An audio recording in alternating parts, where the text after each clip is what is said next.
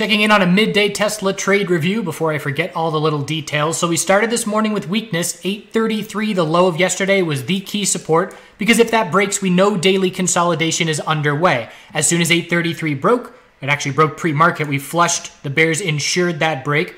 I looked to buy the dip and the break of 800 psychological. Why did I do that? Because we had been in a straight drop from 860 down through 800 at that point.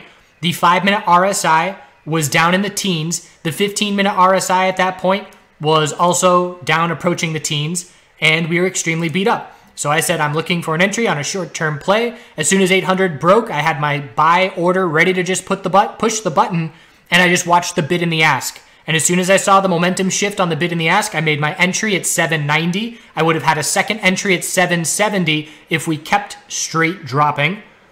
And unfortunately, I did get faked out. And I did exit half of my position at break even on that bounce, which did cost me. And it cost me right here. And the lesson there and the error on a winning trade is put your stop, risk a little bit of red rather than caring about break even. Risk a little bit of red under 787 because I would have stayed in. But instead, I exited half of my position and then sold in the 820s on the way back up. In the end, that was a 4-day maker, and I missed out on an 8-day maker because of that little error. So always something to be learning from our trades, even when they are successful, and that is an example of that. From there, was looking at a potential play off of the low of the day.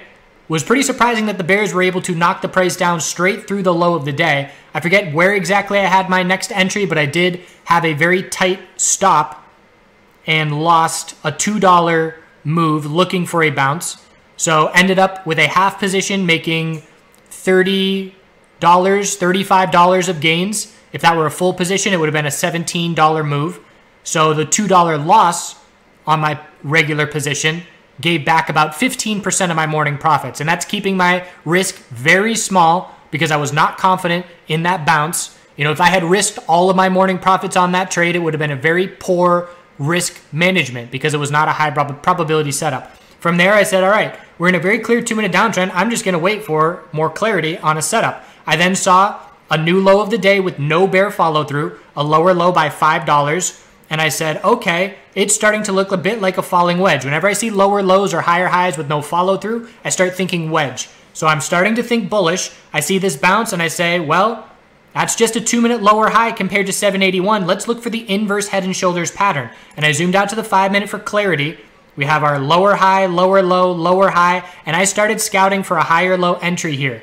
So back to the 2-minute time frame for some more detail.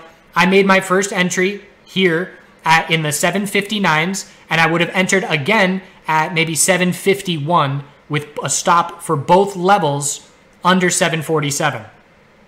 I only got one fill, and the trade played out exactly as anticipated. I sold half of that entry at 759 in the lower, maybe 774 range. So that locks in $14, and I am now sitting very pretty on this trade where absolute worst case scenario, I'm going to make money, and I'm just going to be walking my stop loss up on the 5-minute higher lows. Right now, the second half of my position has a stop under 756, and next time we form a 5-minute higher low, if we do, I'm going to look to just move it up under that level.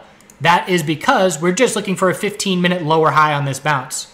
So knowing the bigger picture is keeping me from saying, oh, I nailed the bottom, I'm going to hold this all day. For me, knowing a 15-minute lower high is the most likely scenario compared to the high of the day, I'm just using the 5-minute uptrend as a guide and looking to lock in this profit. So overall, it's been a pretty good day, only trading Tesla, patiently waiting, and we didn't quite get to hourly oversold conditions. The hourly RSI dipped down at the low of the day to about 33, and that's the same thing. Remember the 5-minute RSI? Yesterday, I played a 5-minute oversold bounce to start the morning, and I entered before the RSI hit 30. I entered when it hit about 32, because the more traders that are watching the same level, the more we're going to see the level not get hit. And it's the example I give where if everybody's looking to get to a new restaurant when it opens at 7 p.m., people are going to get there at 6:45. And then if everybody starts to recognize people get there at 6:45, people are going to start getting there at 6:30. So the moves happen sooner when everybody's watching the same level. And it happened on the 5-minute yesterday for the first oversold bounce, and it happened today on the hourly for the first oversold bounce. So that gave me a little bit confident knowing how little bit of confidence knowing how close we were to hourly oversold conditions as well. And pretty much whenever we lose the 5-minute uptrend from here, I will be out of the trade, back to all cash, patiently watching and anticipating a 15-minute lower high to be the result of this move. Hope you had a good morning, and we'll continue to check in after hours.